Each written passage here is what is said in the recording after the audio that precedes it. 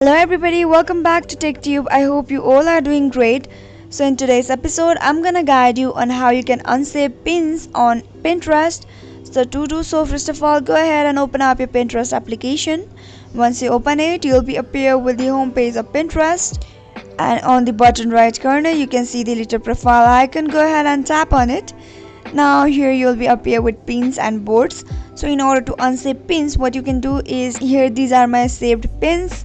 For example, let's say I go to the outfits I like. So these are my saved pins. So in order to unsave it, you can just select anyone. Just long press on the picture that you want to unsave. Here you can see the pencil icon. It is represented as an edit. Go ahead and tap on it. Here you can see the option delete this pin. Go ahead and tap on it. Doing so will successfully help you unsave pins on Pinterest. Confirm it and you are good to go.